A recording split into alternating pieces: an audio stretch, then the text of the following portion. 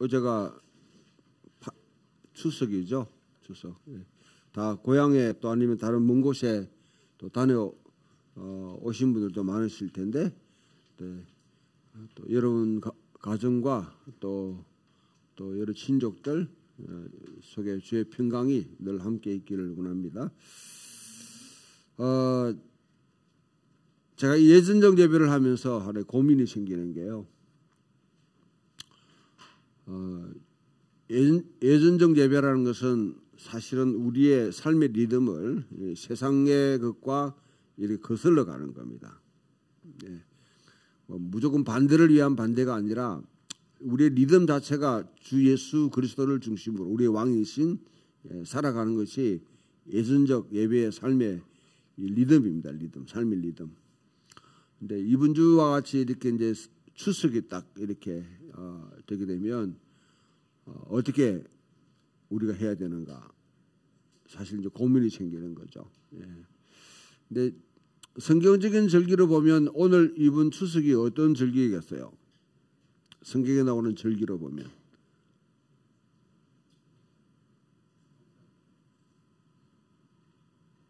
자, 세 가지 오순절이 있고요, 유월절이 있고 초막절이 있습니다.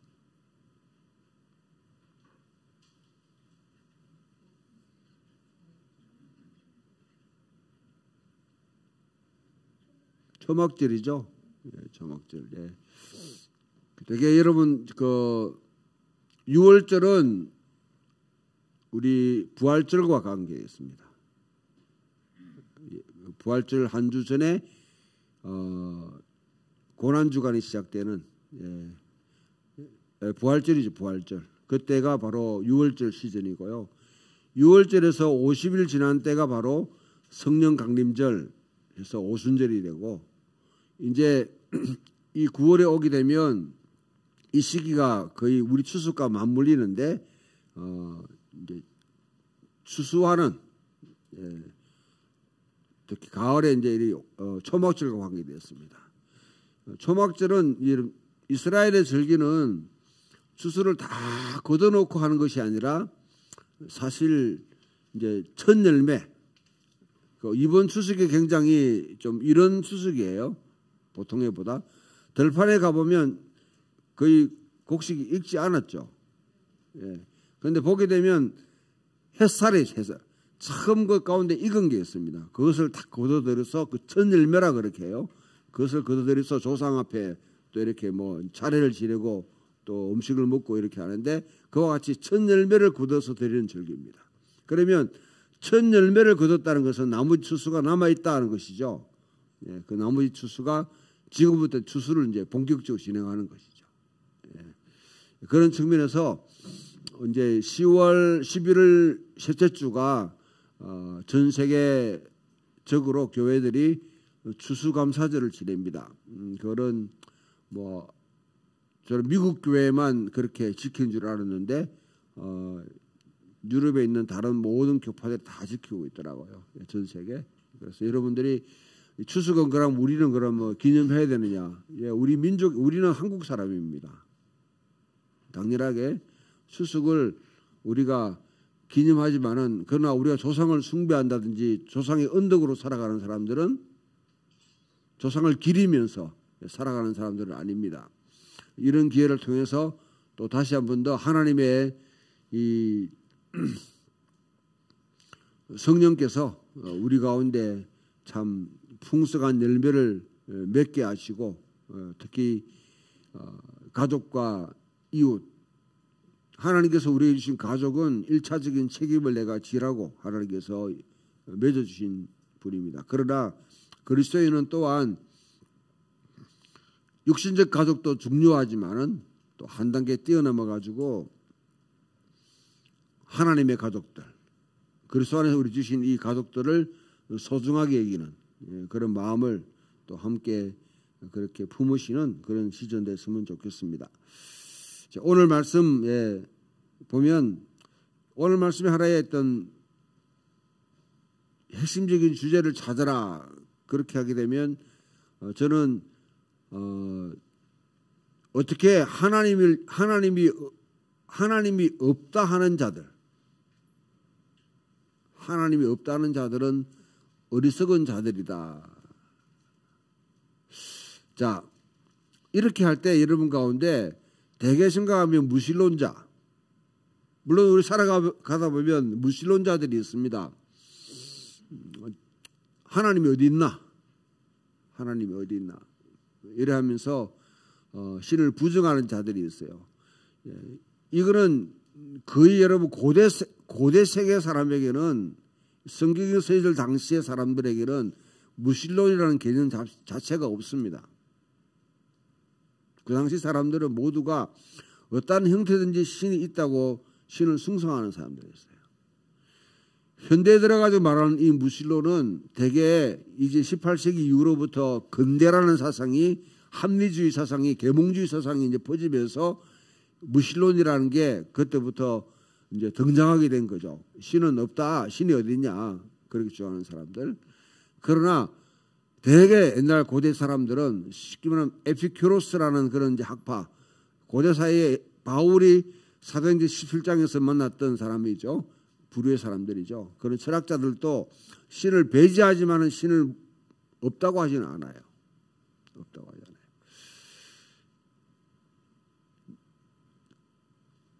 지금 말하는 철학적인 어떤 무신론자, 신이 전혀 없다고 주장하는 것은 거의 이제 17세기, 18세기 이후로부터 인간의 계몽주의가 번지면서 생겼던 개념이고요. 고대 사람들은 다 신이 있다고 생각합니다. 여기 그러면 신이 없다는 사람은 뭐냐? 여기 교회 와가지고 아니면 제사를 드리거나 다 할 때는 신이 있다, 하나님이 있다고 인정하면서도, 신앙 고백하면서도 살아가는 가운데, 실제 살아가는 가운데 하나님이 없이 살아가는 사람들. 여러분, 우리가 읽는 이 성경 이제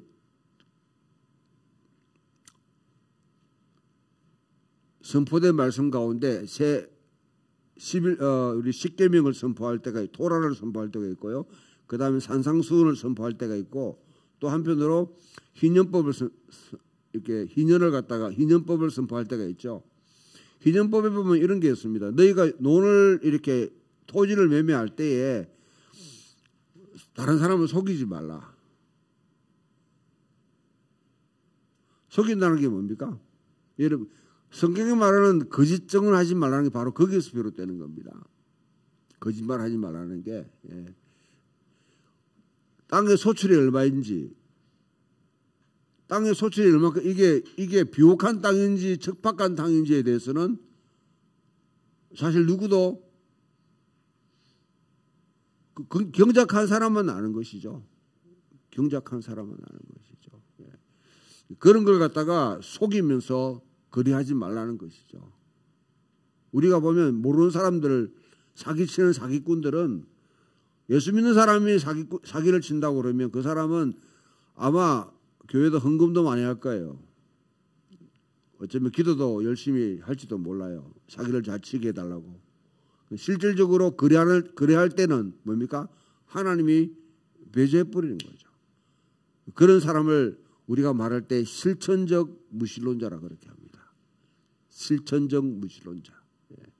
이론적으로, 교리적으로는 하나님이 있다고 생각하면서 실제 살아가는 가운데는 중요한 시기에, 결정적인 시기에는 하나님 좀 빠지세요. 내가 내 의지대로 할게요. 내가 좋은 대로 할게요. 그와 같이 결혼 문제를 다룬다든지, 그 다음에 다른 취업 문제나 다른 실질적으로 내 어떤 생명과 관계된 문제나 가족 문제, 특히 자식들 문제를 다룰 때는 하나님께서 되게 많이 배제당합니다. 배제당합니다. 오늘날 한국 교회 교인들에게 문제는 뭐냐면, 이 세속의 영향을 받아가지고 가족이 우상화되어 있어요. 하나님보다 더 높이 올라 있습니다. 가족의 문제에 관해서는 하나님도 개입하지 않기로, 그냥 축복만 해주기로 원해요. 완전히 미신과 같이 이 기복 종교에 그대로 찌들어 있는 것이죠.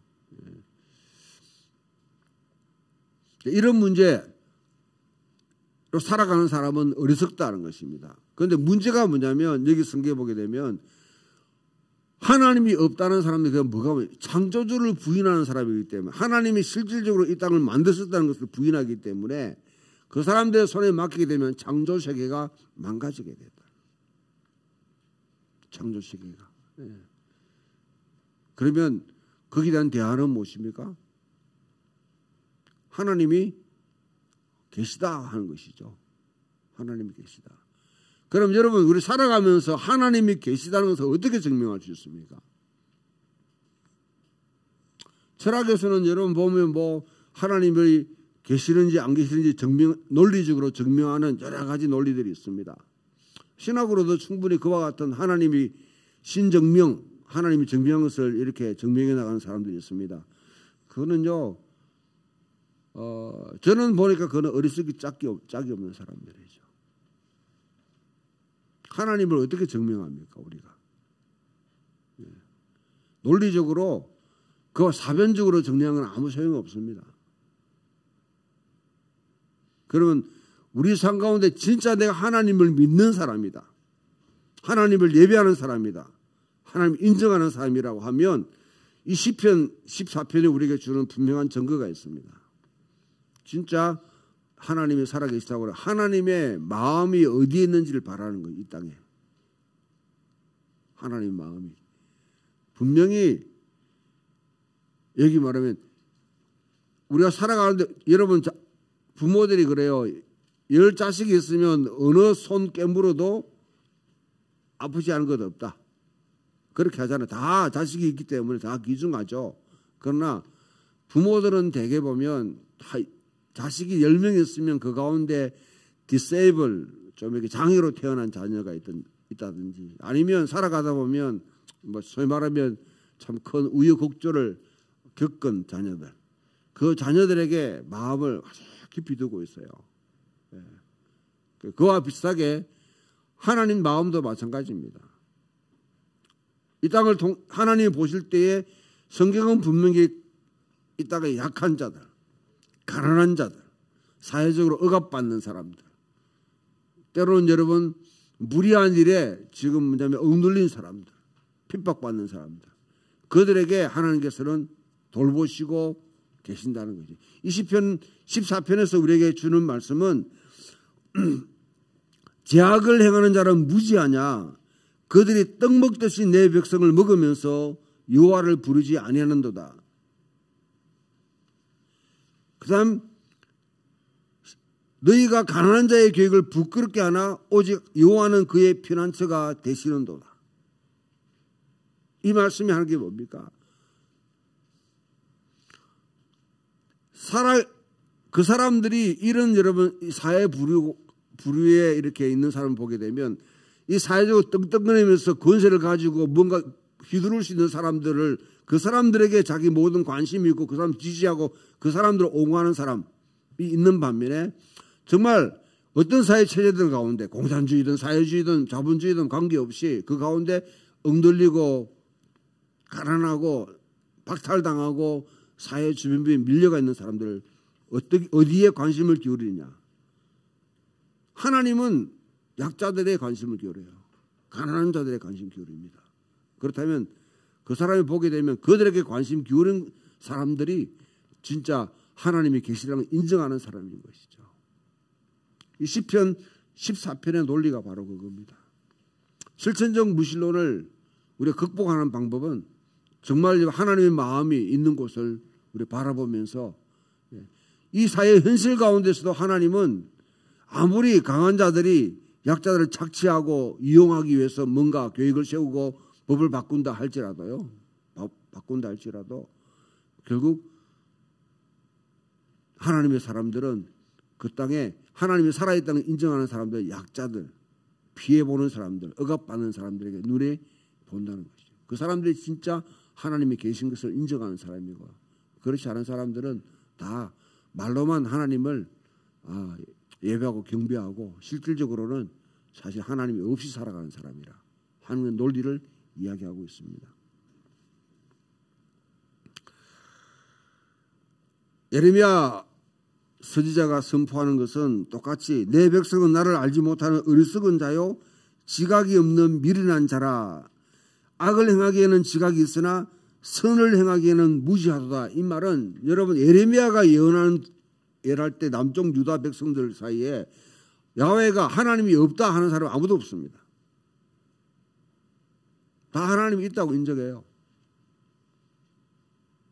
하나님이 있다고 인정하면서도 그 사회는 악을 행하고 있단 말이죠. 예레미야가 계속 고발한 것이 왜 이 권력을 가진 사람들이 약자를 착취하고 또 그와 같이 가난한 자를 갖다가 억압하고 해도 거기에 대해서 누구도 항변하지 않고 그 체제가 그대로 돌아간다는 거죠.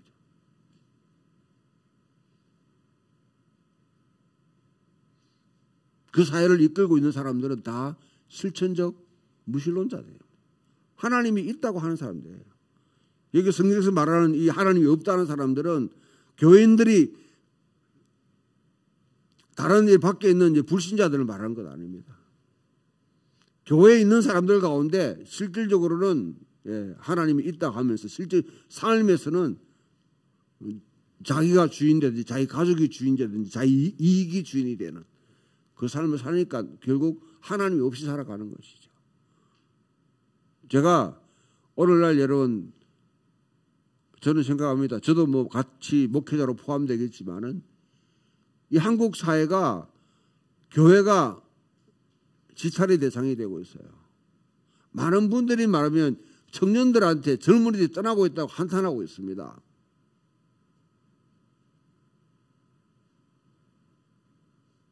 그런데 방법은 뭐냐면 청년들이 떠나니까 교회 모든 걸 다 청년에 맞게끔 해야 된다는 거죠.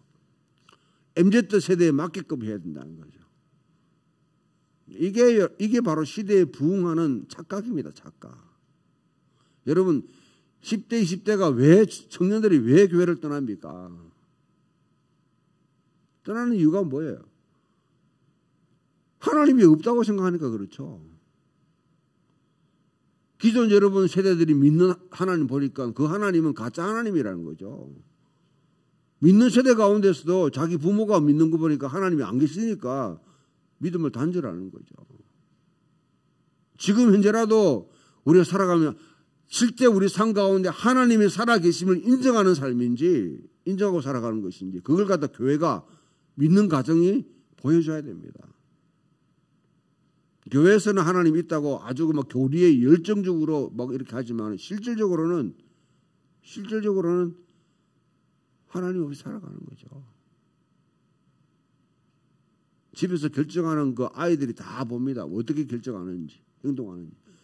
하나님 있다고 생각하고 여러분 가정의 일을 결정하는 것인지 아니면 하나님이 없다, 하나님은 생각도 안 하고 결정하는 것 보면 자녀들이 다 알죠. 그럼 그 하나님이 있는지 없는지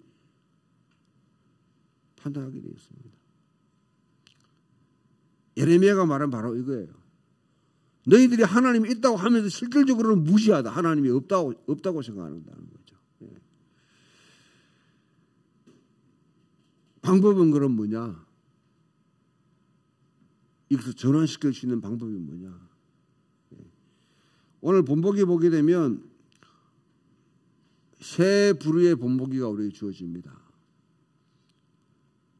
한 부류의 사람은 다윗입니다. 시편 51편. 다윗도 한때 잠깐 하나님이 없이 자기가 왕이다 주인이다 생각하고 나쁜 짓을 했어요. 그러나 다윗에게 우리가 참 본받을 점이 있다고 그러면 다윗은 자기 잘못을 깨닫고 철저하게 정말 회개한 사람입니다. 회개한 사람입니다. 자기의 주어진 일들을 처리할 때 그 일을 직면할 때 인간적인 방법으로 계속 밀어붙인 사울과는 달리 자기 잘못을 처리할 때 하나님이 계시다는 것을 인정하고 그 앞에 회개하면서 하나님이 주시는 징벌에 대해서 정말 자기가 달게 받죠. 그리고 회복시키다. 내 속에 정한 마음을 창조하시고 내 안에 정직한 영을 새롭게 하옵소서. 나를 주 앞에서 쫓아내지 마시고 주의 성령을 내게서 거두지 마옵소서. 하나님의 영이 계시다는 게 얼만큼 축복스러운 것인지를 알고 있었기 때문에 그와 같이 하나님의 기름 부으심을 거두어가지 말라고 그렇게 간척하는 것입니다. 두 번째, 모세의 예를 듭니다. 개인적으로 이런 이 다윗은 자기 잘못을 깨닫고 언약의 백성으로 자기가 돌아오는, 하나님은 언약의 하나님이다, 창조의 하나님이다 인정하고 돌아오는 것이죠. 두 번째, 이스라엘 백성들이 광야를 흘러갈 때 모세가 시내산에 올라가 율법을 받는 중에 밑에 금송아지를 숭배했습니다. 금송아지를 숭배했어요. 내려보니까 기가 찬 일이 벌어지는 것이죠. 그러니까 하나님께서 어떻게 합니까? 야, 도저히 못 참겠다. 내가 이 백성들 지금 불을 내려가지고 전염병을 내리든지 다 내가 완전히 싹 소멸시켜버리겠다. 그리고 너 모세, 너는 충직한 사람이니까 너를 통해서 다시 뭐냐면 내가 큰 민족 아브라함에게 약속했듯이 아브라함이 약속한 그 일을 다시 시작하겠다. 야, 매력적인 제안 아니에요. 가령 여러분, 제가 뭐 이런 하나의 예입니다. 여러분들이 또 뭐 풍경 있는 교인들, 에이, 어떤 교인, 야, 당신하고 내가 같이 교회 한번 해봅시다. 멋있게 해봅시다, 우리. 뭐 그렇게 제안하게 되면 뭡니까? 매력적이잖아요. 다시 목사님 삶에 대해서 책임질게요. 응? 형편도 더 낫게 해줄게요. 교회도 건물 짓고 멋있게 해줄게요. 매력적인 제안 아니에요? 지금 뭐냐면 모세에게 한 제안이, 하나님의 제안이 바로 이런 제안입니다. 이 백성들 다 쓸모없는, 이건 뭐냐, 폐역한 백성이니까 내가 뭐냐면 전염병으로 완전히 다 휩쓸고 다 죽여버리겠다. 다 없애버리고 너 모세를 통해서 내가 다시 시작하겠다. 그렇게 할 때 이게 여러분, 이 기도문이 민수기 14장에 나오고 출애굽기 34장에도 나오는데요. 모세가 하나님 앞에 반응하는 게 어떻게 반응하냐면, 달리 말하면 모세는 하나님이 정말 살아계신 하나님인 줄 알고 하나님의 명예, 하나님의 존귀함, 하나님이 사람들 속에 어떻게 이해되는지 그것을 염두에 두고 하나님 앞에 다시 중보기도 합니다. 첫 번째, 하나님은 노하기를 더디하시고 긍휼이 많으신 하나님이십니다. 하나님의 성품에 오사하는 것이. 두 번째, 하나님께서 뭐냐면 이 백성을 여기 다 죽여버리면 아브라함에게 약속했던 그 약속은 어떻게 됩니까? 하나님이 실없는 하나님이 되는 것 아니에요. 약속해놓고 다 마음에 안 든다고 취소해버리고 이렇게 하면 성깔 들어온 하나님, 지 마음대로 뭐냐면 약속했다 취소했다가 이렇게 하는 하나님, 그 하나님을 누가 믿겠습니까? 세 번째, 하나님께서 뭐냐면 당시 노예됐던 백성들을 출애굽 이끌어내가지고 광야에서 이끌고 가다가 마음에 안 든다 다 죽여버리면 주변에 있는 사람들이, 주변에 있는 민족들이 뭐라고 이야기하겠습니까? 그리고 이스라엘이 본래 세운 목적이 주변 사이에 야훼 하나님이 정말 창조주 하나님이고 진정한 하나님이라는 것을 증거하기 위해서 이스라엘 백성들이 부름받았는데, 밖에 있는 백성들이 다른 민족이 누가 야훼 하나님을 경배하려고 하겠습니까? 이와 같이 전적으로 자기 이익을 위해서 여러분 결정한 것이 아니라 하나님을 자기가 지금 맡고 있는 이스라엘 백성의 입장에서 하나님을 대변하면서 하나님의 명예를, 하나님의 성품을, 하나님의 약속을, 하나님의 이름이 어떻게 이 사회에서 인정될지를 두고 호소합니다. 여기는 실천적 무신론자들이죠. 이스라엘 백성들은 모세가 없으니까 금송아지 세워놓고 하잖아요. 모세와 같이 중보기도자가 필요한 거죠.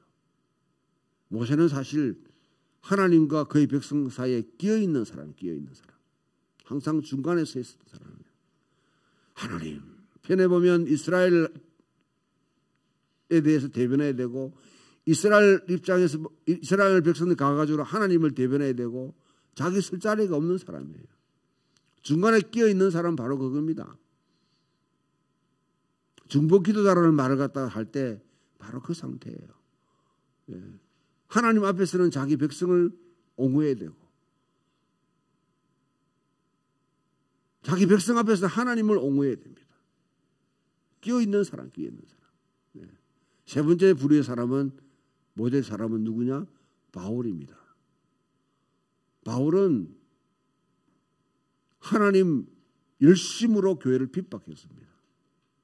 하나님 열심으로 교회를 핍박했다. 그런데 바울은 결국 다메섹 도상에 가는 가운데 부활하신 그리스도를 만나고 난 뒤에 자기의 열심 자체가 아주 잘못됐다는 것을 갖다가 발견하게 됩니다. 여러분, 우리가 되게 교회를 보면 열심으로 뭐 하려고 하는 사람들이 많이 있어요. 교회가 열심히 필요하죠. 그러나 열심으로 하는 사람은 되게 보면 자기 열심에 자기 스스로 삼켜버려요. 그리고 자기를 주장할 때가 가장 많이 있습니다. 그런데 이 열심은 사실 필요하죠. 우리가 하나님 백성에게는. 그런데 방향이 잘못 정해지게 되면 오히려 하나님을 거스르는 행동을 할 수 있는데 바울이 그렇게 했단 말이에요. 예수 믿기 전에 바울 사울일 때 자기 열심으로 막 자충우돌하면서 막 했는데 사실은 하나님을 거스르는 행동에 열심을 냈던 것이죠. 열심을. 근데 부활하신 예수 그리스도를 다메섹 도상에 만나고 난 뒤에 전적으로 자신이 무엇인지를 그러고 난 뒤에 자기가 이사야 49장에 있는 말씀 이방의 빛이 되라 하는 거기에 자기 소명을 깨닫고 사도로 자기 모든 삶을 다 헌신하는데요. 바울은 이전에 자기가 자랑으로 얘기했던 것들을 다 똥으로 얘기해버립니다. 배설물로 얘기해버립니다. 오늘날 말하게 되면 여러분 뭐 재산, 예, 바울은요 모든 유산을 갖다 부모로부터 내려오는 재산을 다 박탈당합니다. 심지어 바울은 파혼을 당해요. 많은 사람들이 바울을 갖다가 싱글로 그냥 살아갔다 생각하는데 사실은 돌싱입니다. 돌싱. 예. 바울은 별로 결혼한 랍비는 결혼을 하지 않으면 랍비로 세워지질 않아요. 그런데 예수 믿었기 때문에 파혼당해요. 뿐만 아니라 바리새인으로서 자기가 그동안 여러분 쌓았던 모든 업적들 다 뭐냐면 깡그리 다 무시당하는 거죠. 자기 경력들, 자기 학력들 다 딜리트 되는 겁니다. 그럼에도 불구하고 사도의 직을 쭉 수행할 때 나를 교회 핍박자였던 하나님을 거슬러가는 자였던 나를 하나님이 그와 같이 이와 같은 사명을 주셔서 하나님 나라를 섬기게 하셨다. 사실 보면 바울은요 예수 믿어가지고 사실은 뭐냐면 망한 사람이에요. 바울이 만약에 예수를 만났지 않았다고 그러면 당대의 사내들인의 일원이 될 수도 있을 거예요. 그 다음에 요세푸스나 필로라 이와 같은 당대 유명한 그런 유대 작가들처럼 아주 탁월한 그런 유대 그런 지도자나 아니면 학자로서 이름을 날릴 수 있는 충분한 재능과 여건을 다 갖추고 있는 사람입니다. 당대 여러분 유대사회에서 거의 1%에 해당하는 사람입니다. 근데 그것을 다 그리스도에 다 내려놓고 자기가 하나님의 복음을 살아가는데 그때 바울이 했던 말이 있습니다. 앞에 여러분 제가 다윗도 그렇고요, 모세의 경우도 그렇고 지금 바울의 경우도 똑같이 하는 말이 하나님의 긍휼하심. 하나님이 우리를 긍휼히 여겨 주시옵소서. 하나님이 은혜를 갖다가 하나님의 은혜, 하나님께서 붙들어 주시고 하나님 돌봐주시는 것. 그것이 아니면 그것을 붙잡지 않으면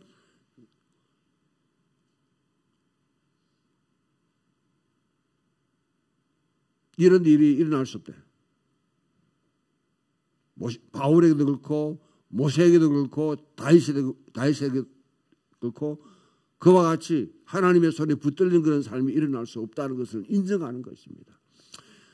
되게 우리가 보면 매 순간순간마다 하나님의 은혜로 산다고 그렇게 우리 고백합니다. 그렇죠? 그런 분이 많이 안 계시구나.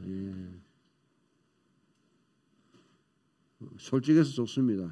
실제로 여러분 뭐 매 순간순간마다 숨 쉬는 순간마다 다 하나님 은혜 생각하고 살아가는 게 쉽지는 않아요. 쉽지는 않아요.